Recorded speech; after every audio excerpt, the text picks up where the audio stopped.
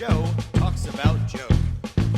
And now, your host, Joe Slepsky. Hello again, everybody, and welcome back to Joe on Joe. It's me, your host, Joe Slepsky, and as you may have seen in your podcast feed, welcome back to Joe on Joe Illustrated.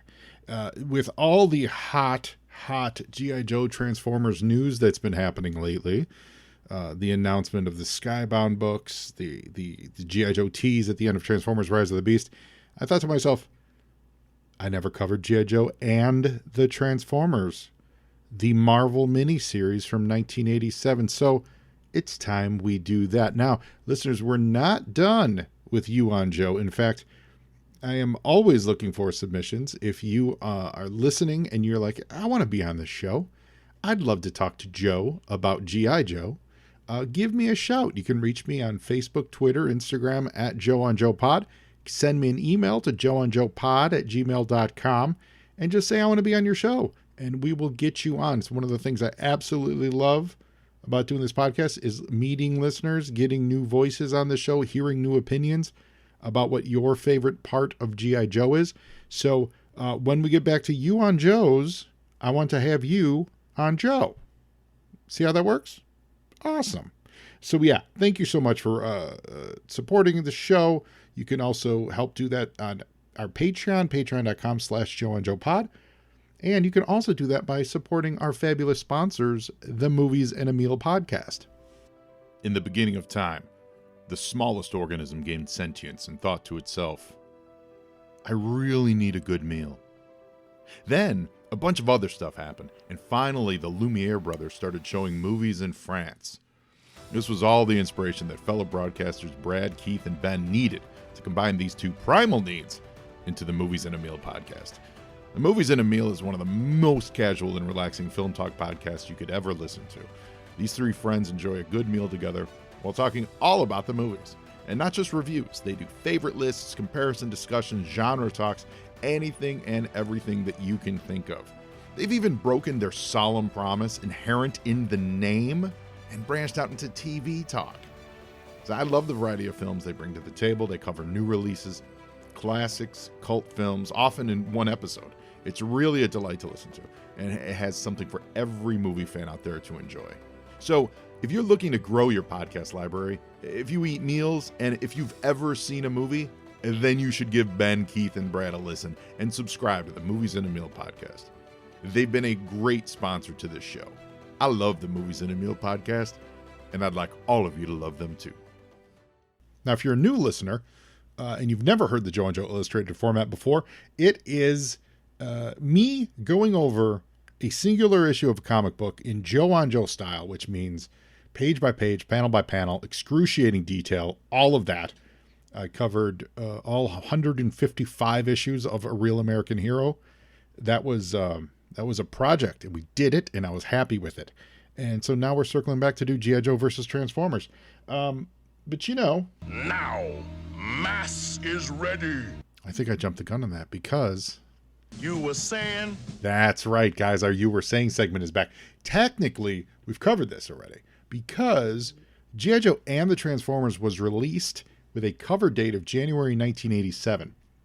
Now, we know comic books at the time, the cover date actually reflected the date that they wanted the retailer to pull it off the shelf, the newsstand guy, keep it on the shelf until January 1987. So it was released likely 3 to 5 months prior to that. So with that in mind, I did a little bit of math based on where we were before, and it came out the same month as G.I. Joe 55. So I believe that puts this out on the stands roughly in July of 1986, which makes a lot of sense to me that they would want this out in the summertime. So it's either July or August of 1986. And so with that in mind, I'm going to roll with the July books that were on the shelf for Marvel Comics and DC Comics and what movies were in the theater at the time. So, of course, we're going to start with the issue of G.I. Joe that was concurrent with G.I. Joe and the Transformers was G.I. Joe 55. So that means they're hot off the heels just 5 months earlier, which, would have been like the start of 86. they had the big G.I. Joe 50, which is all of our listeners, you all love that episode, that issue. It was a fabulous issue. The assault on Springfield, just absolutely phenomenal. This issue that G.I. Joe and the Transformers #1 was on the sands at the same time with, though, possibly a bigger issue, at least when it comes to the cover. This is the Unmaskings issue.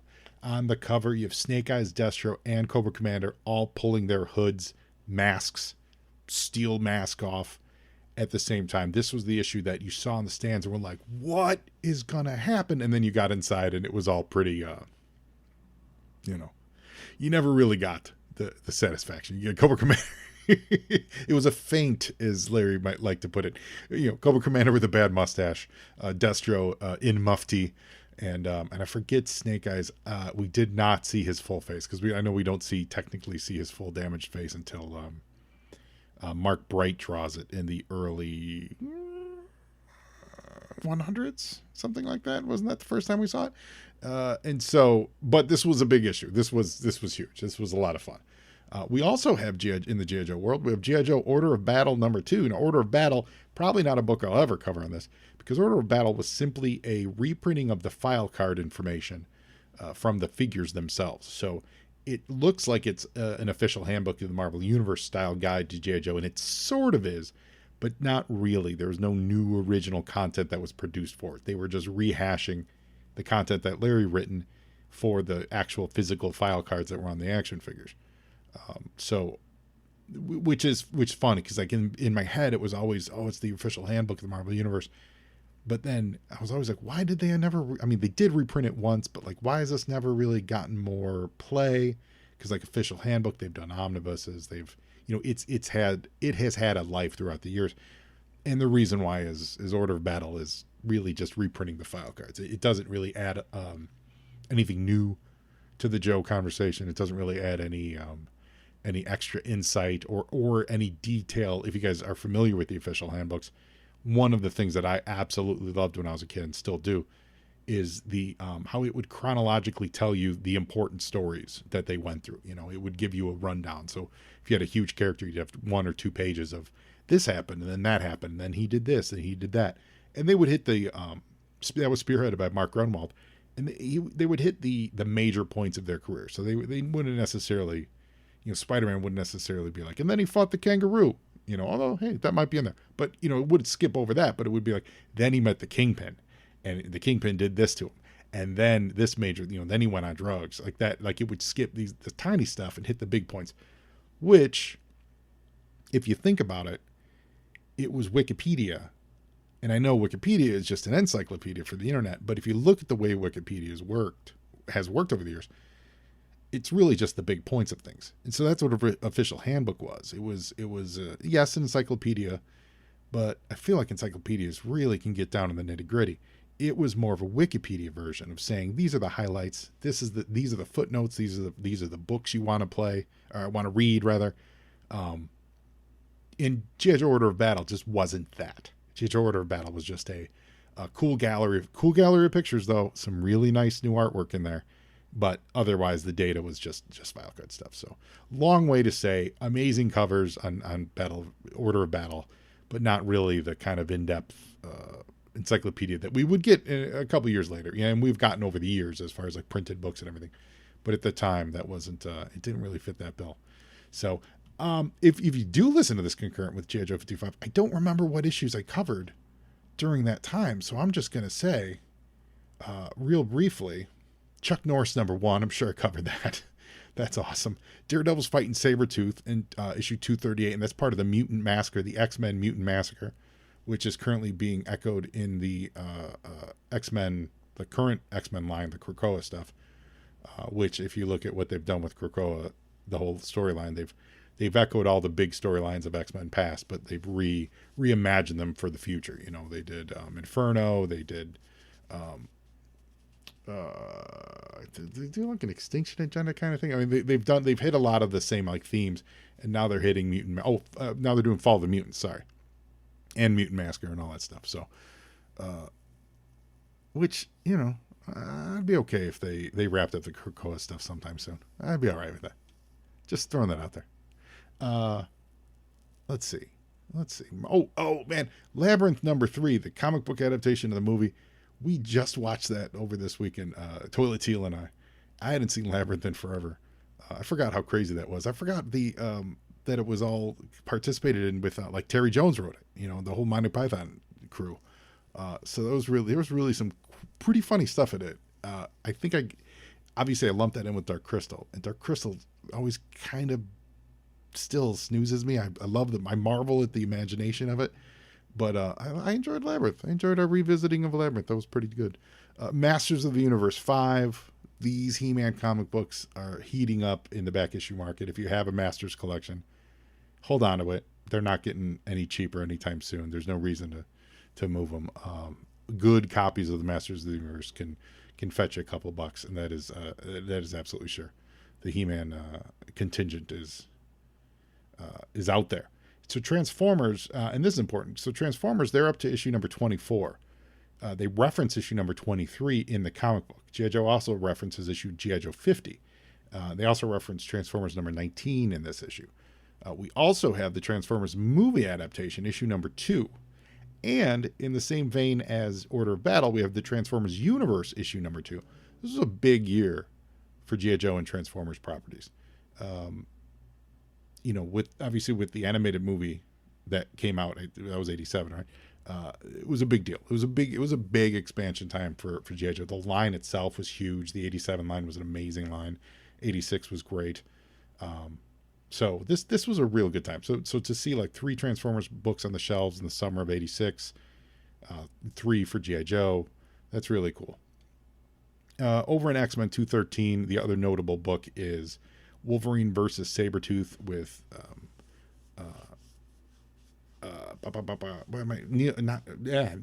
who drew Excalibur? Why am I blanking on who the artist of Excalibur is, guys? This is real time because I don't like to edit this stuff. He's one of them. Alan Davis. Wow, I can only think of Neil Adams, and I couldn't think of Alan Davis. Alan Davis, one of my absolute favorite artists of all time. He did that Uncanny 213, which is the Wolverine Sabretooth, and this was the first time that they fought, not in continuity, but the first time that they fought in the pages of X-Men. So those books also fetch a couple bucks. It's not high like first appearance stuff, but they do well. Because it's the first time those two fought, and it could be good. Remember, Sabretooth made his first appearance in Iron Fist. So like he shows up in Daredevil. He wasn't necessarily an X-Men bad guy / really Wolverine bad guy. That hadn't been really established yet. He was still just a savage dude that was very much like Wolverine, but just was running loose around the Marvel universe. All right. You were saying? I was. So now let's go over to DC comic books. And let's see what was on the shelf for DC. Now, I remember talking about this month because this was a huge month for Superman. This is the start of the relaunch of Superman. John Byrne had just finished his Man of Steel miniseries. So this is the month that you get Adventures 1, Action 584, and then Superman #1. So I am positive that I talked that one to death last time. We also have Legends #3, which is the first appearance of the modern Suicide Squad. So that's another huge issue. We also have Justice League 258, which is that the beginning of the end or the end of the end? It's the it's the beginning of the end of the Detroit Justice League, which would then move on to relaunch into the Giffen DeMatteis funny Justice League, the Bwahaha, which ties into the big Blue Beetle movie that's in the theaters right now, which I haven't had a chance to see. So if this is issue #1 here and G.I. Joe Transformers is #1, that means right after G.I. Joe Transformers wrapped up was when we were introduced to possibly the greatest Justice League lineup of all time in Justice League International. It's up for debate. I'm just saying. We're in the middle of Watchmen. We have Watchmen #5. Swamp Thing, we're on issue 56. Teen Titans, this is the second iteration, the post-crisis Teen Titans. They're in issue number 27. Brainy's Lucky Day in Legion of Superheroes 30, if I recall correctly, this dealt with Brainiac losing Supergirl to Crisis. And if that's the story that I'm remembering, it's really strong because remember, Brainiac and Supergirl were longtime romantically linked in the pages of Legion of Superheroes. Crisis comes along and she dies. They kill her off. Was it Crisis 8 and 7? Was 7? 7 was Supergirl and 8 was Flash, or vice versa? One of those two. So obviously that has to be reflected in the pages of Legion of Superheroes because now Brainiac's longtime girlfriend is no more. So I believe Brainy's Lucky Day storyline is the issue. It deals with him grieving about that, and it's powerful. We also get History of the DC Universe #1, which was the post-crisis kind of greatest hits of this is what the DC Universe looks like now. Readers, don't be confused by Crisis. Just kind of go with this flow. Again, also by Wolfman and Perez. So it's fabulous. Yeah. I mean, there's some good stuff. There's good stuff this month for real. It's a good Cosmic Boy issue number 2. Yeah, good stuff over at DC. Yo, Joe! Now, in the theaters, July, big movies would be Big Trouble in Little China. Fabulous film. Psycho 3, good film. Not fabulous. Psycho 2's better, but good film. Anthony Perkins directed it, which is exciting. Under the Cherry Moon from Prince. Howling 2, Your Sister is a Werewolf. Not as good as Howling 1. Howling's great. The Howling is fabulous. I rewatched that recently. It's so good. Howling 2, not as good. But I like the Your Sister is a Werewolf. It's kind of like it's like an add-on. Hey, guess what? We're talking werewolves, and guess what? Your sister, also a werewolf. Absolutely the biggest movie of the month. Aliens, the sequel to Alien, the James Cameron Aliens. That movie's amazing. I don't need to sing its praises anymore, but that's out this month. Maximum Overdrive with the Green Goblin skull in the front of Emilio Estevez's truck. That's fun. Crazy. Stephen King directed it entirely on all kinds of substances. It's a crazy movie. However, we also have this is cool. This is of note to us Joe fans. Robotech the movie, distributed by Canon Films, Harmony Gold USA. They my understanding is they cobbled together episodes of the Japanese Robotech, right? Made it into a movie here to introduce it to America, and this is what we get, Robotech the movie, if that is my memory. So I'm not a Robotech expert, but I think that's what it is. Let me go there real quick.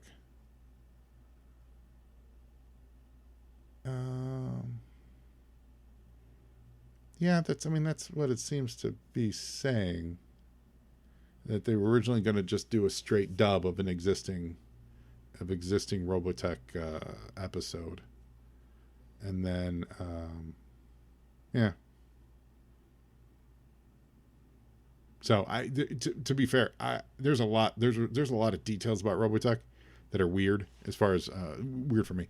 Like what Macross is different from Robotech, or like they're different. They're two different cartoons, but then they put them all under the label of Robotech. There's something like that. I'm not a Robotech, expert, but I do remember digging Robotech quite a bit. So yeah, that was in theaters at this time. Now, mass is ready. Now it's time to get into it. We're talking G.I. Joe and the Transformers. I am reading it from the excellent IDW trade paperback where they collected all the G.I. Joe Transformers crossovers. With this in mind, I feel like the colors are a little weird. Just in some of the line work, it seems like they literally scanned from the existing comic book pages, which is probably very likely, and cleaned it up, just based on some of the scans. So I don't think these are like cleaned up, Photoshop files, things like that. So, but it looks good. And listen, the fact that they were putting out trades of G.I. Joe Transformers makes me very happy. So, written by Michael Higgins, not Larry Hama.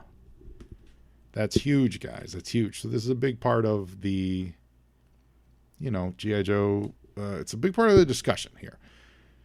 So this series is written to take place in G.I. Joe Real American Hero continuity. 100% is. They reference the other issues, absolutely.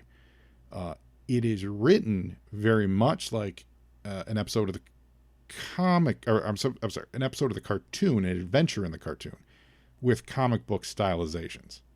But it's not written by Larry. And so there's some major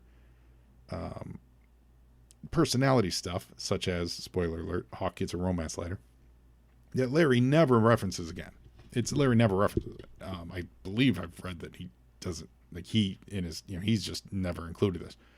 However, it is obviously part of the continuity. And later on, when the Transformers would show up in the later issues, like the Ninja Force issues of G.I. Joe, there is a familiarity there, like they've met before.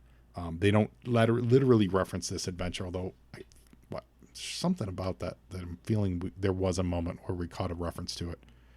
They said something like, we met before, and that I may be making that up. I don't know. It's been a while since I did those issues. But this is a weird, it's almost like a what if, but it stays within and works within the continuity for both series, by the way. The rules apply here. Same rules apply to G.I. Joe and the Transformers. If you've never read the Transformers comic book, it's pretty good. Bob Budiansky wrote most of it. It's enjoyable. I've got them on digital, and I think I've read through issue mid-40s. I need to go back and finish that up. But it plays like a Marvel comic of the 80s. It's more serialized than G.I. Joe was, for sure, and it's definitely less mature in the characterization than G.I. Joe was. Larry gave the Joes more life, my opinion. He gave the Joes more life, and there was more of the ongoing saga versus Bob Budiansky on the Transformers stuff. The robots were robots, They had personality for sure, but the human characters took a lot of the spotlight. And it totally works, but I think that's kind of a key difference, where Larry was building a mythos. Transformers, they were kind of going on adventures. But they both have a lot of the same spirit, and a lot of the lore that Transformers fans love to this day was created in those early pages of the G.I. Joe, or the Marvel Comics, Transformers comic book. So that is no shade in any respect to it. It's a good comic book. It's a well-made comic book. I absolutely would put it on par with the quality that they were putting into G.I. Joe. So that this also sits alongside that continuity, and you can piggyback in and piggyback out. However, there is a major thing that happens here that relates to the Transformers that is absolutely carried into the continuity. So you can't have this adventure for Transformers. You can't have the normal continuity without this adventure, is what I'm saying. It revolves around Bumblebee, and it starts this issue, and we'll get to it. And we'll jump to it because it's literally the cover. The cover is Bumblebee is by Herb Trimpe, and it's fabulous. Is getting all blowed up. Bumblebee gets blowed up really good by none other than G.I. Joe. So and that happens in the book. There's no spoiler. It's not a feint. It's not a dodge. Bumblebee dies in this book, and he gets later brought back in the comic books as Goldbug. Is it at the end of this one that he gets brought back? This miniseries, spoiler alert, is he brought back? I'm just going to jump ahead a little bit. I forgot to check that. He comes back in the pages of this as Goldbug, but then he is then Goldbug in the Transformers book, right? So they have to say, well, yeah, it has happened during G.I. Joe and the Transformers. So it's continuity, guys. That's the way I look at it. And they pull a lot from whoever, Michael Higgins, when he wrote this, he absolutely was paying deference to the Larry stuff. The Dreadnoks are the first act of this, and we're going to get into it with Yo, Joe! Page 1, Blood on the Tracks, written by Michael Higgins, Herb Trimpe artist, it's gorgeous, Vince Coletta inks, Joe Rosen letterer, Neil Yomtov colorist, Bob Harrison, Don Daly editors, and Jim Shooter editor-in-chief. As I was reading that, saw Vince Coletta on inks. It made me think recently, I just heard that Dan Green passed away. Dan Green, you guys probably know him most. He inked Jim Lee's X-Men work. But Dan Green had been an inker for decades. He had been an inker since the 70s. Really great artist. I don't think I ever had a chance to meet him, but a real talent. And apparently he passed away the other day. So much respect to Dan Green. I don't know if he ever did any G.I. Joe stuff, quite frankly. I didn't look that up. But it's called Blood on the Tracks. It takes place in Fort Lewis, Seattle, Washington. It's the temporary base of the world's first mobile solar nuclear power station. That's the weakest point, the MacGuffin here. This whole issue, I kept waiting for them to kind of explain what this is and why it's important. And it's not, because it's a MacGuffin, the solar power station. But I kind of want, like, what does it do? Example, the mass device. They showed us what it did. The weather dominator, we knew what it did, right? The triangles of darkness, we knew what it did. All the various schemes in the Transformers cartoons, like there was a specific scheme and they did this. In this case, we get introduced to this giant power thing, and we're never really told why it's controversial, except for on this first page, they hint that they don't want nuclear weapons. But it's not really what's the problem with this? Is it that it's a portable nuclear weapon? It could be moved to your backyard or something. I honestly have no idea. They don't really get into why everyone's protesting it, but that's what you start with. It's a federal car, or government car rather, with Hawk and I don't know who's driving it, but Hawk's riding shotgun, and there's a bunch of people protesting this project, and in the group is the Dreadnoks. It's the Dreadnoks. So it's Torch, Ripper, and Buzzer, and they're there. And it's an anti-nuclear protest, I guess. So I guess that's enough, especially at the time. I guess that would have been enough. One of the signs is, remember, TMI. It's not too much information. It's 3 Mile Island. So I guess it's just anti-nuke sentiment. So put your head in that position, and that should be. I guess they thought that was enough to kind of get people against it.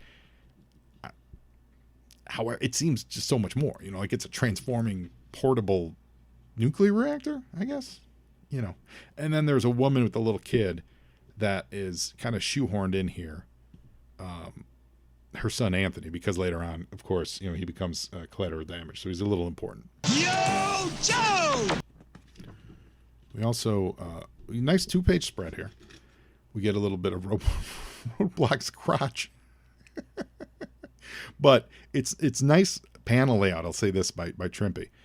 Because he's got Roadblock holding his Modus, and that Modus carries your eye across the screen as we get this wide shot of this really kind of weird looking squat spaceship nuclear reactor something. It's weird. Like Hawk calls it a thing of beauty, and it is anything but beautiful. I gotta say, it's awkward looking. It's really weird, but it's also drawn in the proportion that you could fit onto a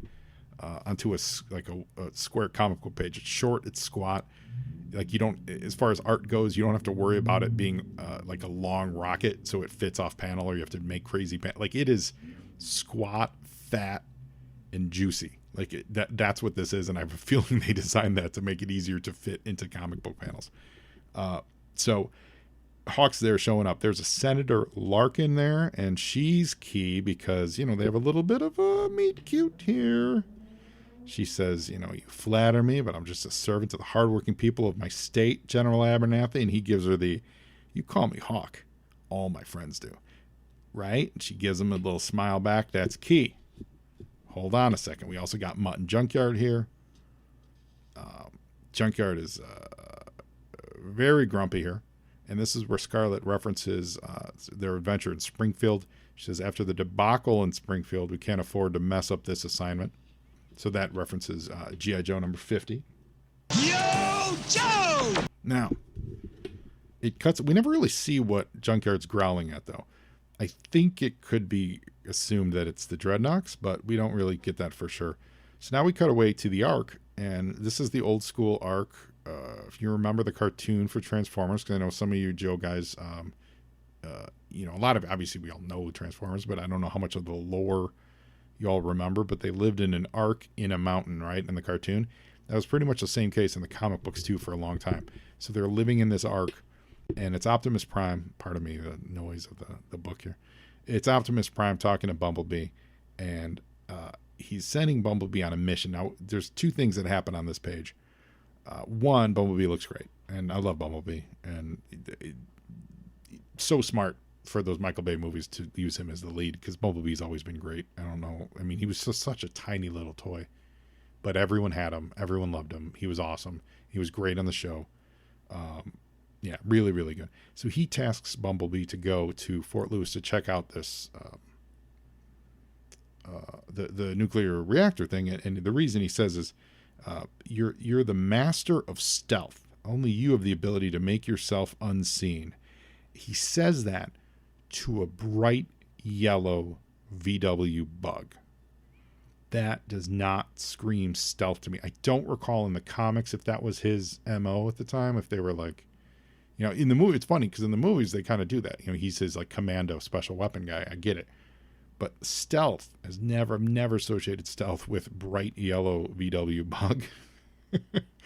However, that's what we get. We also, is it this page or is it the next? Oh no, it's the next one. Yo, Joe! We did get a mention of, you know, the evil Decepticons. A little foreshadowing. Remember, this is, they're playing to both fields. They're playing to both crowds, right? This is a crossover issue. So anytime you get a big crossover like this, it's always dumbed down in continuity. The characters always say each other's names more than normal. And this does a very good job with it, so of us keeping track of who's who. Typically, they're illustrated a little cleaner so that we can tell who's who. I think one of the problems, but later on when they did some of the later G.I. Joe Transformers, which they did some beautiful stuff, like the Jai Lee, when they did the redesigns and everything, when you get a little, when you're dealing with two properties that people may not be familiar with, it's harder to catch up when the art is super stylized. Certainly not the case here. In fact, I'll go as far as, and I do not know if Trimpe was rushed on this job or anything. There's hardly any backgrounds in this entire issue, which lends itself to a cleaner storytelling experience from an artistic standpoint. There's not a lot of black holds.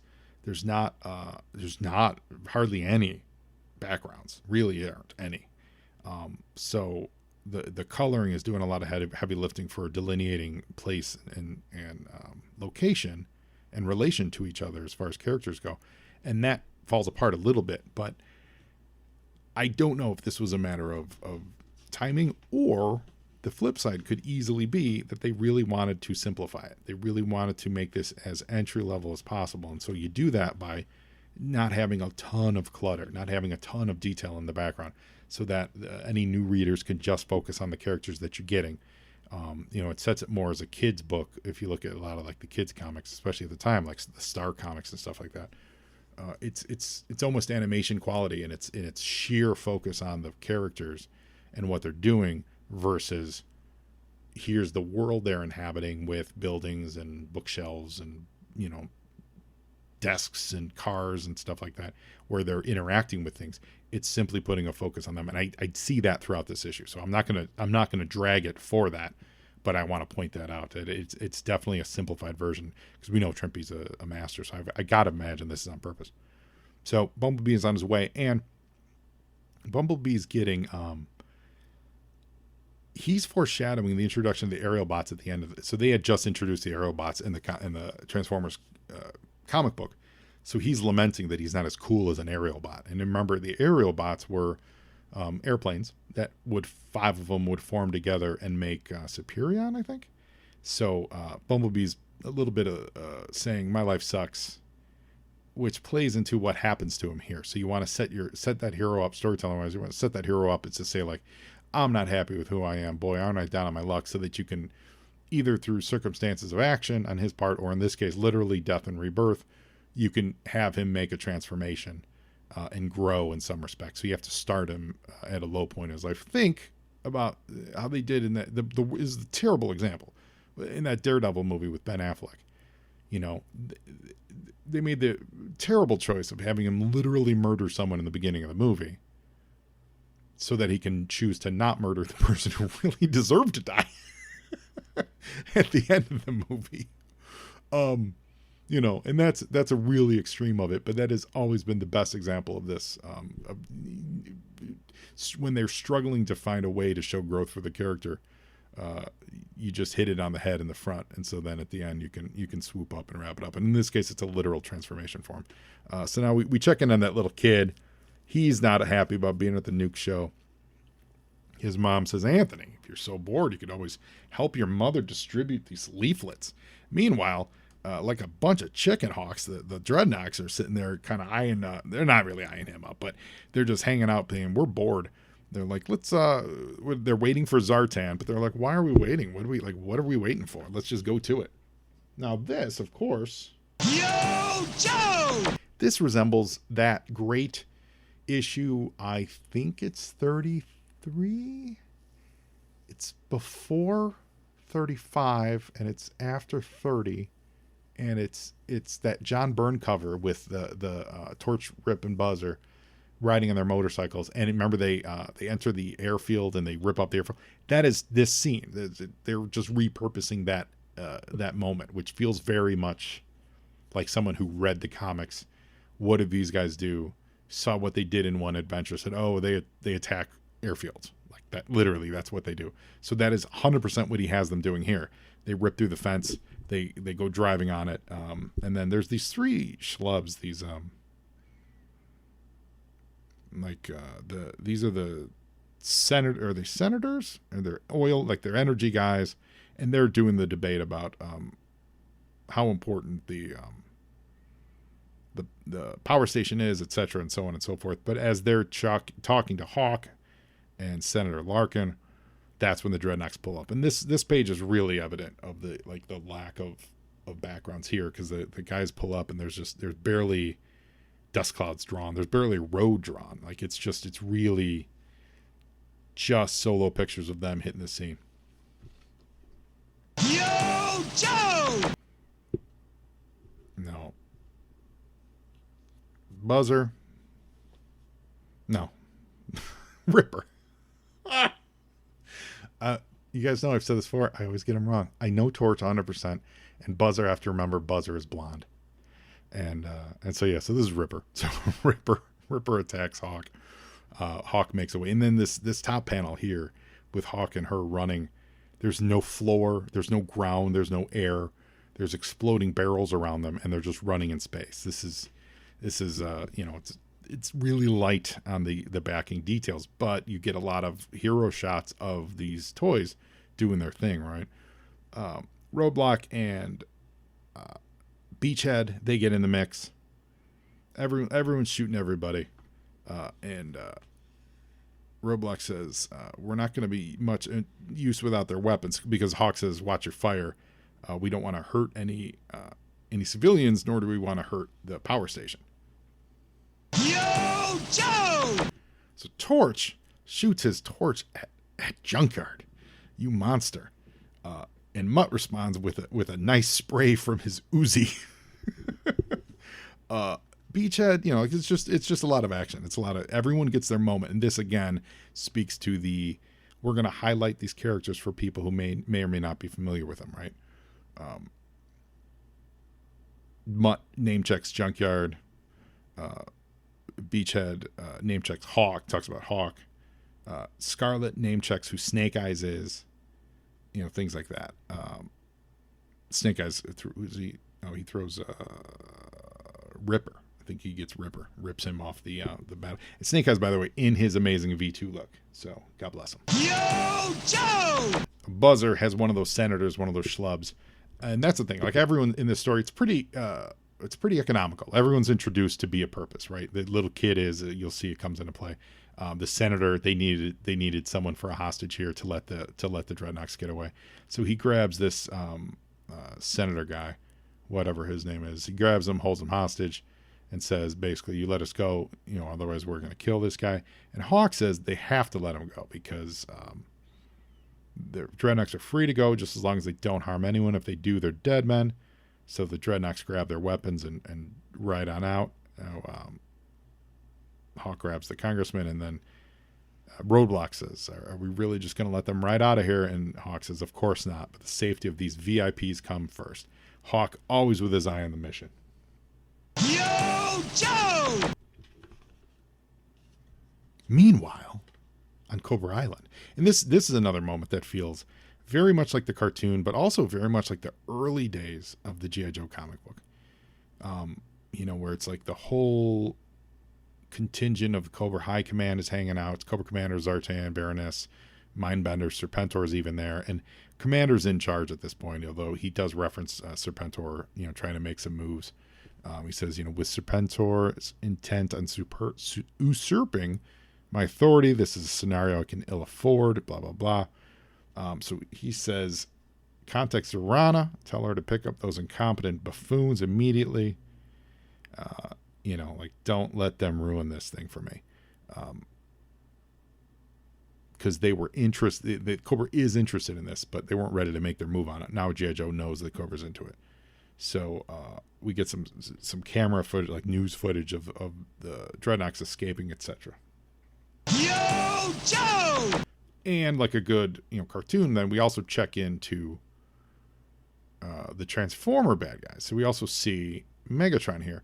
And this is cool. Trippy did a really nice transition here. So we see that on the previous page, Cobra was watching, I imagine it's the news, images of the Dreadnoks on their bikes escaping and attacking and things like that. And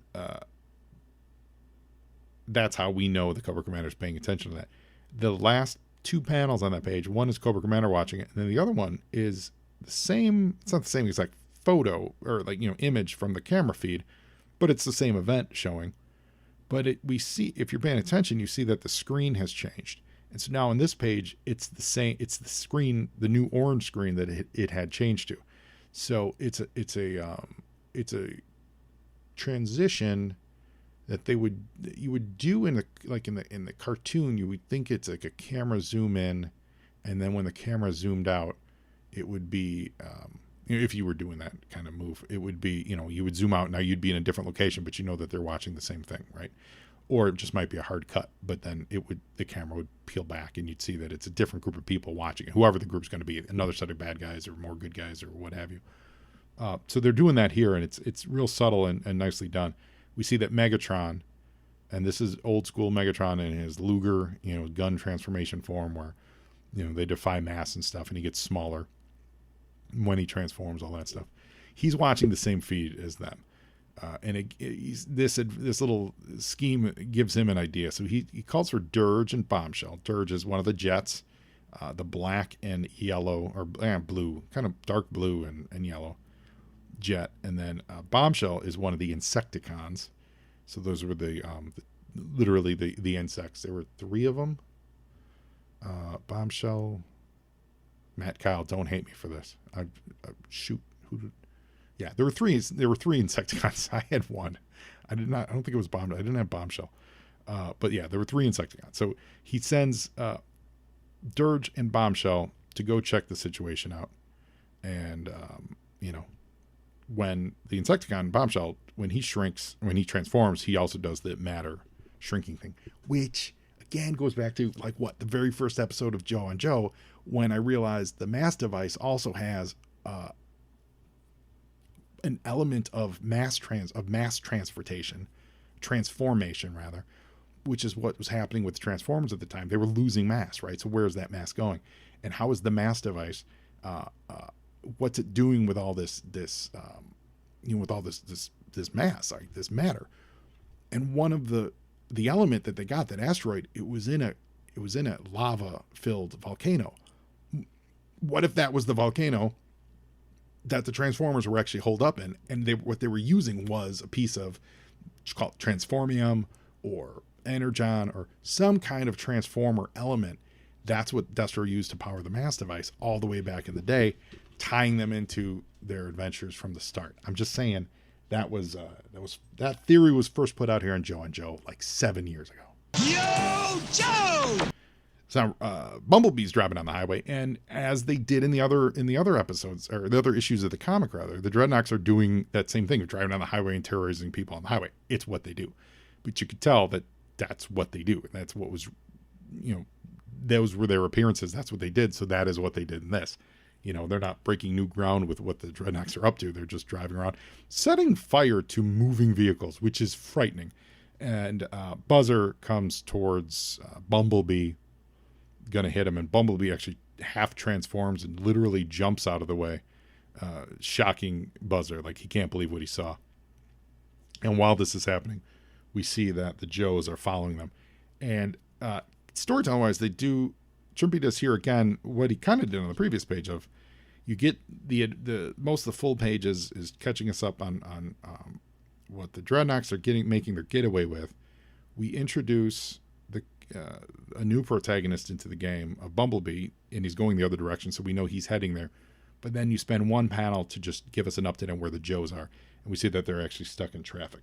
So it's kind of like you know, you look at it as a series of like commas, or, you know, and then this happened, and then this is happening, and also that's happening.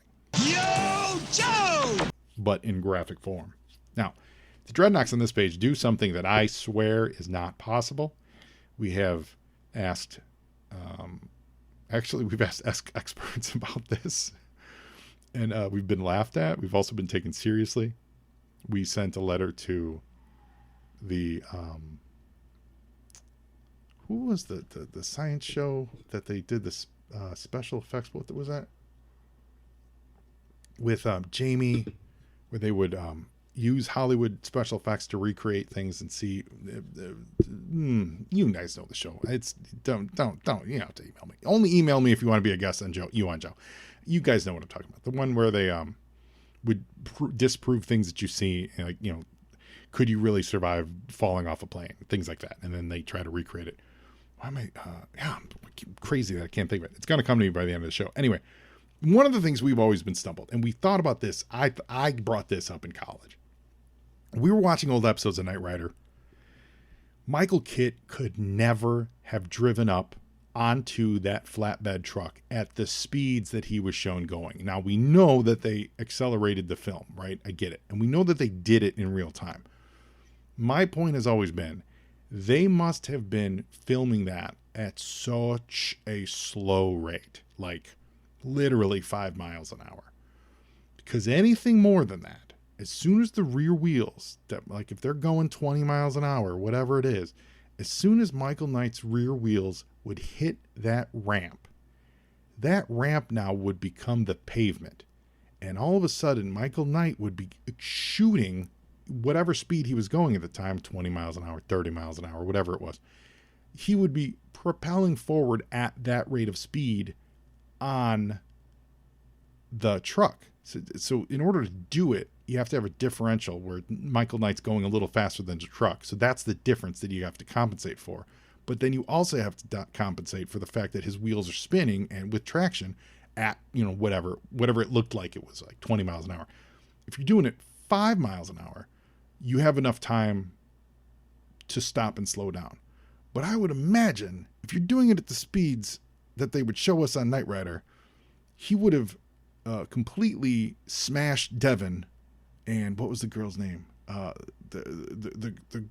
Anyone that would have been in the back of that Knight Industries 2000 semi, that truck, that car would have catapulted into the back. I'm not saying you can't do it. I'm saying you can't do it without murdering everyone in that truck. So the Dreadnoks are doing it here. And it seems like they're not slowing down. They're driving onto the back of this semi-truck with Zorana waiting in there. And as soon as they hit the back door of that semi that is bouncing along there, their bikes would leap forward because the ground now is not, it's different. Like it's now they're moving as fast on that truck as they are on the asphalt. They're not just moving at the speed. They're not catching up to the truck just at the differential speed that they started with. I hope that makes sense. I hope I didn't lose all of you. This has been something that has been bothering me and fascinating me for years. The best example, or the best answer we ever got was someone who didn't understand. They got what we were saying, but I think they thought we were taking it too seriously. And their response was, well, you would ruin the car because of the differential and all that stuff. Like the torque would, like, you know, it would throw your axle or something. I don't know enough about cars. Like it would somehow ruin something with the car drivetrain. I don't care if it does at the drivetrain. I don't care if the car breaks. That's never been my concern. It's more about how are you not hurtling to your death as soon as you hit that door? Like that just your front wheel would be fine and you'd be keeping pace with it because you're still just going the differential, 1 mile an hour. But as soon as your rear wheels hit, you'd rocket forward.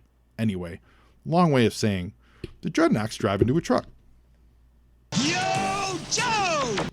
Now, Zorana's in there, and she's, as always, taking charge. I love Zorana. She's always great.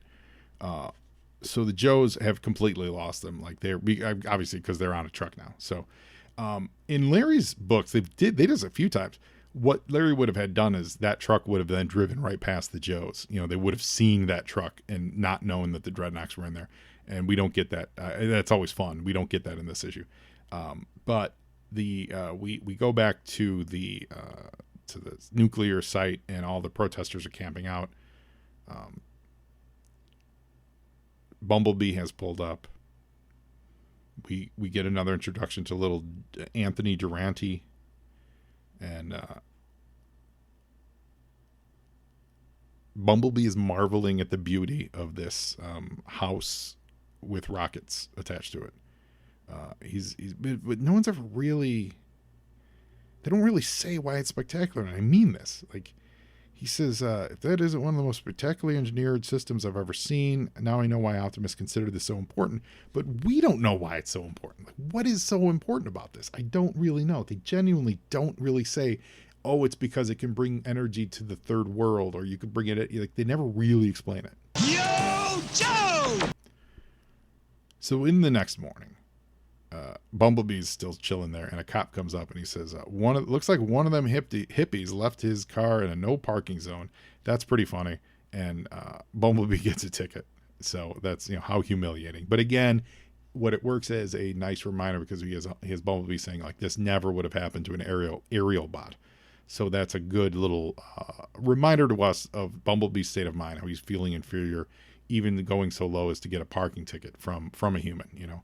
You can't get much lower than that. So the Joes are back. They've got a couple armadillos. There's a Mauler involved here, and Junkyard is with Mutt. And Junkyard's like the early warning system is really what it is. Yo, Joe! So now, I think this page is supposed to explain to us why this is so special, but I really don't get it. So this squat-looking weird helmet thing, which actually looks like the helmet I just realized of, I think it's Baron Karza from the Micronauts. Deal with that knowledge. It transforms itself. So essentially the humans have built a transformer. So it goes from this squat-looking, it looks like a little mini warhead with antenna. It transforms, gets wings, the antenna turns into wings, and then you've got and it looks like kind of like a rocket side. It's weird. It looks weird. But I'm assuming this is how it would take off, even though it seemed more suited to launch straight up in the air the other way. But apparently it takes off like an airplane. And they said Power Station Alpha is ready to launch. Okay. Yo, Joe! Now here's Anthony, and here we go. This is the payoff. So we get introduced to that kid earlier, so we can. It gives us a character to follow narratively. And now Junkyard is just walking around chilling. And he comes up and says hi to this little boy. And Junkyard's great. By the way, Junkyard doesn't have a collar. I feel like that's not very safe. But I feel like Junkyard needs a collar. If anything, to let people know, hey, this is a military dog. And he's the best dog because Junkyard's the best. But the kid plays Frisbee with Junkyard. Throws a little catch. Bumblebee has managed to drive up to the runway. He is on the tarmac. So there are G.I. Joe armadillos. There's crowds of protesters. There's soldiers with weapons.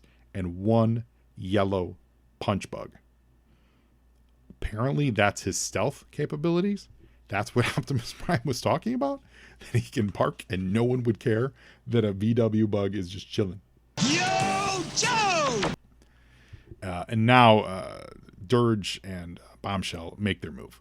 So Dirge flies overhead. Bombshell, ejects, and he shoots a Cerebro shell. And it controls the mind of the human that it ejects. I think that's legit. I think that's from their continuity, if I recall. That was a thing they could do. So he zips the boy that we've been following. He zips him with little mind control stuff. And right away, Junkyard notices something's wrong. And Bombshell is kind of controlling the boy. And the boy's marching towards the power station. Yo, Joe! Bumblebee is watching. And he notices that he sees a bug. And he says, oh, you're almost as annoying as an Insecticon. And he sees, oh my God, it's an Insecticon. And Herb draws something here that I don't think we saw a lot in Transformer comic books. I'm pretty positive we never saw it in the cartoon. He gives Bumblebee eyes like in the movie Cars. Think of the eyes in the Cars movies. That's what Bumblebee gets. I don't know if this is a deal breaker for you Transformers fans. Is this one of those like, because I think it's kind of cool, but also they didn't have eyes. This isn't how Transformers worked. They did not have eyeballs like Cars, and yet this panel 100% gives them eyebrows and eyes. So is this controversial in the world of Transformers? Because it's certainly not how those vehicles work. So Bumblebee radios into the Ark and says, "Optimus, you're right. Like, we got trouble. You got to get over here." So Optimus calls the aforementioned aerial bots, Skydive, Slingshot, Air Raid, Fireflight, Superion, transform. And aerial bots were cool, man. They were one of the first. Well, the Constructicons were the first, like 5 that forms into one, the Voltron kind of thing for Transformers. But the aerial bots, I believe, were the first Autobots that did it, and they were like the second set. I think aerial bots and Stunticons came out at the same time. And they were cool because the Autobots needed airplanes. Remember, it was all and that's its own story. But the toy line was bifurcated. Remember, that was 2 toy lines that came into one. So that's why you have a line of cars that transform, and then a line of radio Walkmans and guns and everyday household items too. That's because there were two toy lines that were brought under the one banner of Transformers. And then when they did that, only the bad guys had airplanes, and then the Transformers got the big one, Silverbolt, the big white plane, not Ramjet. They had him in the movie too, but the big white, like really awesome Transformer one that looked like that was the Sky Striker actually. What am I talking about? Like the Autobots got that. And you were like, oh, they finally have some aerial presence. And then they came out with the aerial bots, which were finally some like a mass-produced, more entry-level air presence for the Autobots. It's why they have them flying in the cartoon, because none of them were jets. But at least on the Decepticon side, you could show jets getting somewhere fast. And they're like, well, how are we going to do this with cars that can't drive? Okay, they can fly. So it worked out that way. Anyway, so Optimus sends in the aerial bots. And again, for the record, Yo, Joe! While I may know more than most about Transformers, I by no stretch am the expert in this. So if I'm getting stuff wrong, I sincerely apologize, gang. So Bombshell's got this little Anthony kid. He's got him brainwashed, and he's gonna have him get crushed by the big tread of this power station. Think of the space station when they have to drive it from after it lands, and they have to actually before it launches they have to crawl it from the gantry to the launch pad, and like if you ever paid attention to that stuff, it takes like 3 days because they move like 3 miles an hour, and how big those treads are. That's what this is, and this kid is going to stand in front of it and get crushed. Junkyard is flipping out, loses his mind. Bumblebee sees what's happening. He can't reach him. But he says, I'm sorry, Optimus Prime, I failed you. I have to, reveal myself in order to save this kid. So he transforms in front of everybody. So now the world has and in this world, they mentioned earlier in the book that there were reports of Transformers, but this is like a public appearance. So this is a big deal. So Bumblebee saves this kid. Snake Eyes jumps into action. You see him swooping up. You don't really see what he's swinging on. which is fine. I don't need to know that, but I don't know what he's swinging on. Anyway, Snake Eyes jumps into action. He jumps into the cockpit to turn off this the Caterpillar drive, or the drivetrain, but the cockpit's empty. Who was driving this? First of all, like, what was it? Is it all automated? Like, if it's all automated, why is there a seat for someone to sit in? Where's the crew? Like, Bombshell didn't do anything to the space station. He literally just told that kid to get in, that, go kill yourself. He didn't take over the space station. So who was driving this thing beforehand? And I'm not saying whoever's driving would have seen the kid either. I'm saying, what happened to the crew? Because Snake Eyes punches in there. He stops the vehicle. And the Joes are like, that's a giant robot. And they think he's attacking the boy, right? The mom's freaked out by him, so they all give him a freeze, Yo, Joe! Roadblock gives him, I don't know who or what you are. We're not going to let you sabotage this project.